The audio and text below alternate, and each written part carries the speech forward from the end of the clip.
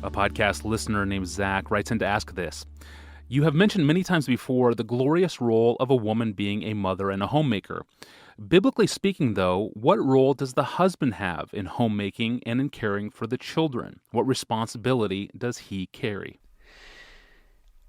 The husband bears the joyful, weighty responsibility of overseeing and leading the household so that each of the members flourishes to the fullest extent that God has planned.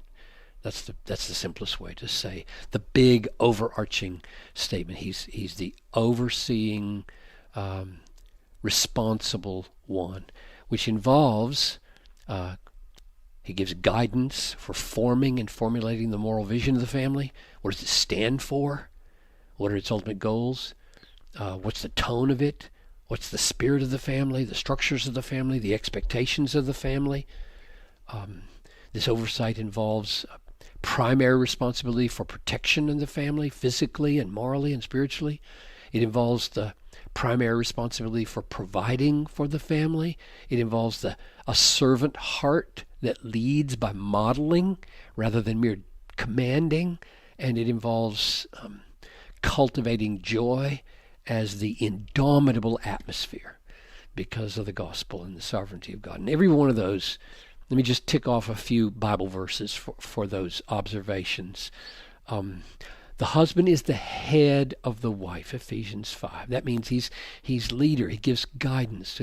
That's what the head does to the other parts of the body. The eyes are in the head. The ears are in the head. The tongue and the voice is in the head. The brain is in the head. Because, of course, it doesn't mean the other parts of the body don't have their responsibility before God in their own way. It just means there's a unique role for the husband to lead. He's like the Savior. The husband is the head of the wife, as Christ is the head of the church, his body, and is himself its Savior, which means, I take it, something like a protector, a deliverer.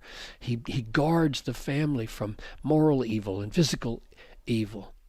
Husbands, love your wives as Christ loved the church and gave himself for her, which means all this leadership and all this protection is sacrificial. He's not overbearing. It's uplifting. He leads like Christ. He remembers that Jesus said, you remember, like the nations, they all like to be called benefactors and boast as great men. It shall not be so among you. Who is greater, the one who sits at table or the one who serves? I am among you as one who serves. So he's telling dads, serve your kids, serve your wife. Let servant leadership mark your oversight of the home. And then this word of cherishing in Ephesians 5:28. In the same way, husbands should love their wives as their own bodies. He who loves his wife loves himself, for no one ever hated his own flesh, but nourishes and cherishes it as Christ does the church. So there's a nourishing and a cherishing. The husband's a provider. He provides nourishment. He doesn't sit back and expect his wife to provide for the family. He takes primary responsibility, and they work it out together, both of them using their gifts to provide for this family. And he does all this, Tony, with joy. He does it with joy. Deuteronomy 6:1 or 6:6. Let these words that I command you be on your heart. You shall teach them diligently to your children.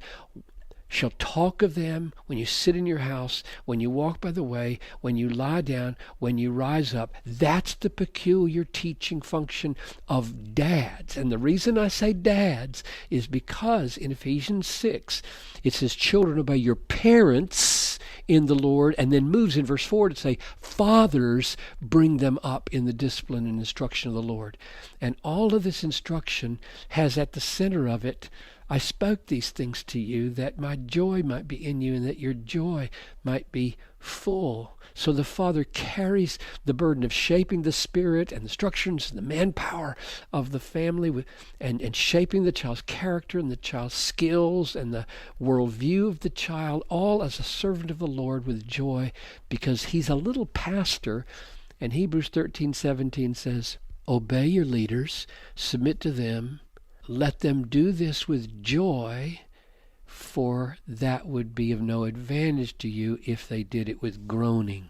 So dads who lead their kids and their wives with groaning are not serving them.